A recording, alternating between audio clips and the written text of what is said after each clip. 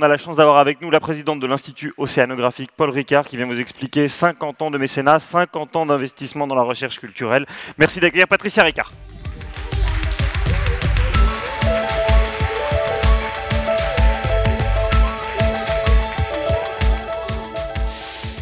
Bonjour. Après ce qu'on vient d'entendre, on se rend compte que la mer, ça sera peut-être l'avenir de l'homme, mais en attendant, c'est également sa mémoire. Parce que si on résume un petit peu tout ce qui a été dit cet après-midi, je ne sais pas si tout le monde était là lorsque la partie biodiversité a eu lieu, mais j'ai presque envie de vous résumer très rapidement tout ce qui a été dit cet après-midi ici pour comprendre à quel point la mer, ce n'est pas notre avenir, c'est notre reflet, tout le temps. Elle est là, tout le temps, autour de nous, parmi nous. Si on reprend l'histoire, ça commence il y a 3,8 milliards d'années. On est dans l'eau, il se passe un truc incroyable. La vie apparaît. Un tout petit organisme, une seule cellule, un soupçon, rien du tout, presque un accident. Et là, c'est la plus belle aventure jamais connue qui commence. La vie va prendre son temps. Le temps du vivant est un temps long. Il n'y a que nous qui sommes pressés sur Terre. La vie, lentement, va complexifier ses organismes, va différencier les espèces. À un moment, certaines vont sortir. Nous, on va arriver il y a 6 millions d'années par rapport à maintenant. Si on s'amuse à mettre l'histoire de la vie sur un calendrier, comme ceux qu'on accroche dans la cuisine, la vie, cette première petite cellule, c'est le 1er janvier à 0 heure du matin. Et nous, on arrive un peu en roulant des mécaniques le 31 décembre, juste avant le réveillon. Et c'est un petit peu ce qui s'est passé en fait depuis ces 6 millions d'années, c'est qu'on était un petit peu au réveillon justement. On s'est mis devant le grand buffet que Paul Watson nous a expliqué, on a mangé les poissons, on a tout grignoté. Et puis si on est arrivé un petit peu tard dans l'aventure, on est très rapidement devenus très nombreux. J'aime bien rappeler quand même la vitesse à laquelle on s'est installé sur cette terre. Le 1er milliard, on l'a atteint sous Napoléon, 1812. Bon, ça va. Et pourtant, Dieu sait si Napoléon avait fait plein d'efforts pour diminuer le nombre de personnes sur Terre. Le 2e milliard, Deuxième Guerre mondiale, 1945. Attention, attachez vos ceintures, on va accélérer. 4e milliard, 1968, les fameux baby boomers. Comme quoi, quand on met de l'essence dans un tracteur, et ça met de la nourriture dans les assiettes, et ça fait exploser les familles. Aujourd'hui, nous sommes à 7 milliards. En route pour 10 en 2030, 2050. On ne sait pas. La mer, ça a toujours été d'abord le berceau de la vie, comme je viens de vous l'expliquer, mais également le berceau des civilisations. Nous avons mené nos conquêtes, nous avons pêché, nous avons fait la guerre aussi. Ça n'a pas beaucoup changé en fait. On pêche toujours, on fait du commerce, on conquiert de nouveaux territoires. Le container est devenu l'icône de la mondialisation. Malheureusement, les conflits, même s'ils ne sont plus marins, font encore beaucoup de naufragés à la mer, comme on peut le voir aujourd'hui. Et en revanche, il y a quelque chose qui est tout nouveau, un petit peu comme le plastique, c'est arrivé dans les années 50, cette période du baby-boom. On a découvert l'ère des loisirs nautiques, c'est-à-dire que tout d'un coup, le littoral est devenu non plus le lieu de seulement des pêcheurs ou des marins au long cours, mais également des estivants. On a inventé les stations balnéaires, on a commencé à faire du ski nautique, de la plaisance, de loisirs, on a commencé à pêcher. Ça a l'air anodin, mais la petite pêche, la petite palangrotte, la petite canne, aujourd'hui, ça fait plus d'impact que des systèmes de pêche artisanale entiers réunis.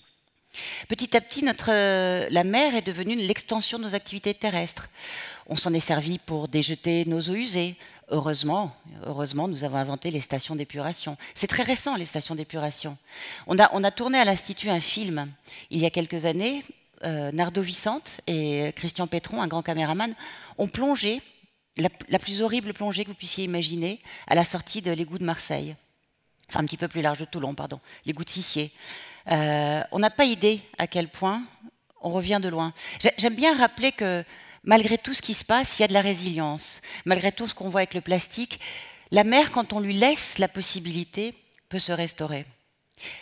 Mais revenons un petit peu à ce qu'elle représente dans nos activités, parce que c'est là vraiment que tout va se jouer. Il va falloir apprendre à adapter nos activités pour avoir un joli reflet dans ce miroir.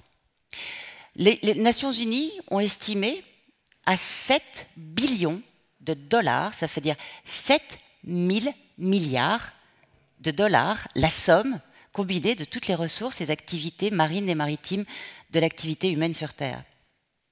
C'est beaucoup d'argent. Mais il y a, malheureusement, quelque chose de, et heureusement serais-je tenté de dire, quelque chose de bien plus estimable encore que ces sommes folles. Ce sont les services écosystémiques que la mer nous rend. Alors la mer, c'est tout simplement la grande machine à fabriquer l'eau. Si on a de l'eau douce aujourd'hui sur Terre, c'est grâce à la mer. Alors ça, c'est quelque chose qu'on apprend quand on est enfant à l'école, et puis hop, on l'oublie. J'ai vu un rapport d'un grand organisme qui étudie l'eau en France, je ne dirai pas de nom, qui a fait 800 pages de rapport, il n'y a pas le mot mer. C'est un rapport sur l'eau douce, il n'y a pas le mot mer. Ça laisse rêveur. Donc la mer, c'est la grande machine à faire l'eau. La mer, c'est le deuxième poumon de la Terre. Grâce à la vie planctonique, la mer produit pratiquement, allez, les chiffres, je ne sais pas, mais on va dire une respiration sur 2. Donc c'est déjà pas mal en termes de service écosystémique vital. Une respiration sur 2 et l'eau que vous buvez. Et puis après, on le voit assez joli, c'est pour ça que j'aime beaucoup cette photo. Après, on va rentrer dans quelque chose de beaucoup, beaucoup plus intéressant et beaucoup plus impactant pour notre vie, si tant est qu'il y avait besoin d'être plus impactant. C'est que la mer, en fait, c'est le grand maître du climat.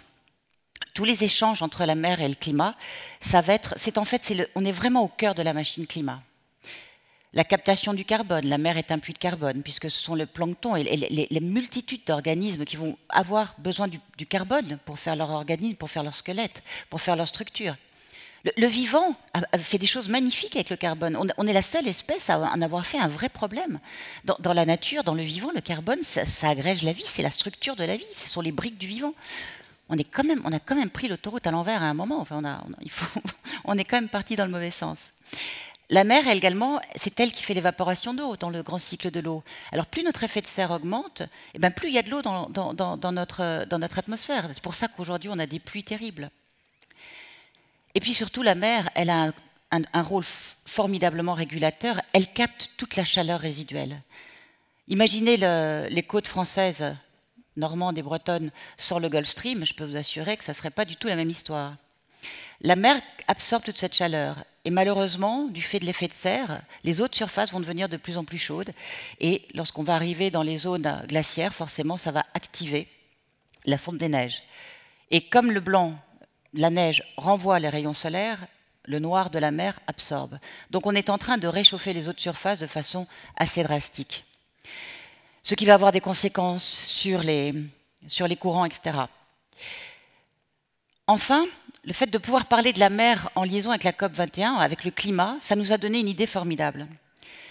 Nous sommes aujourd'hui plusieurs à avoir rejoint, quand je dis plusieurs, je vais vous les montrer, mais regardez d'abord comme le logo est joli, il explique vraiment le rôle entre l'océan et le climat. Ça, c'est l'ensemble, si ça marche ou pas, voilà, ça, ah merde, pardon, excusez-moi. Ça, c'est l'ensemble des organismes qui ont rejoint cette plateforme Océan-Climat. Il y a des choses inédites. Il y a des ONG, il y a des instituts de recherche publics, il y a des entreprises privées avec des organismes de recherche comme l'Institut océanographique Paul Ricard, dont je vais vous parler dans quelques instants. Il y a l'IFREMER, il y a l'IRD. Tous les gens plus tous les laboratoires internationaux comme le Scripps, la Smithsonian, le Plymouth, tous les acteurs de la mer sont absolument d'accord. C'est maintenant qu'il faut agir et il faut absolument que les océans rentrent au cœur des décisions climatiques de la COP, mais surtout au cœur des décisions des industriels et des politiques. Il faut réapprendre à vivre avec la mer. Et ça, c'est ce que nous faisons à l'Institut. L'Institut, il a été créé en 1966 par mon grand-père, qui était un mec formidable. C'est le monsieur avec le grand sourire et le bras en l'air, là. Un type formidable. J'aime la mer à cause de lui, grâce à lui, parce que l'été, il prenait le temps d'être grand-père, et avec mes cousins et mes cousines, il nous emmenait sur un bateau magnifique avec des scientifiques. Alors c'est sûr que quand vous êtes élevé comme ça, la mer, ça vous paraît quelque chose de beaucoup plus sensible, de beaucoup plus tangible, de beaucoup plus passionnant. Et puis le bateau, il partait d'une petite île. Et donc moi, j'ai toujours eu l'impression que la mer, en fait, que la Terre, c'était juste le fond de la mer qui dépassait. Tellement j'étais imprégnée de cette connaissance et de cet amour de la mer.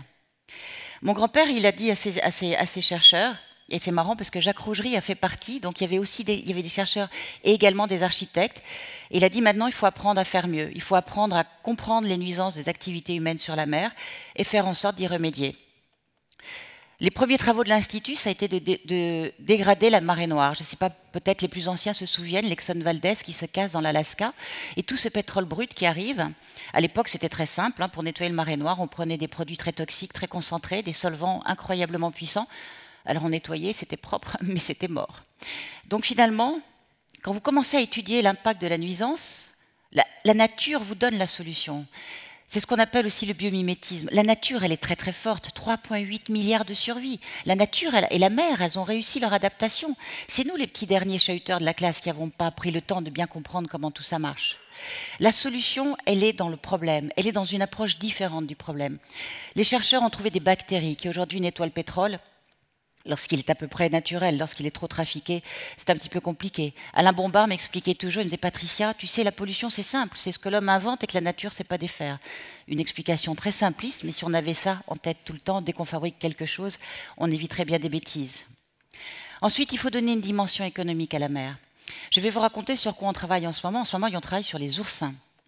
Alors les oursins, c'est facile, c'est bon à manger, c'est cher à vendre, c'est facile à ramasser et c'est malheureusement en train de s'effondrer. Aujourd'hui, on va chercher les derniers oursins, on met un bateau à l'eau, on met de l'essence, etc. Et les oursins, les populations s'effondrent. On s'est dit, on va essayer de comprendre ce qui se passe. On a fait une fécondation d'oursins. Alors, juste pour votre information, combien de bébés oursins peut faire une femelle oursin, à votre avis? Allez, on dit des chiffres. Bon, il ne me reste plus beaucoup de temps, donc je vais droit au but.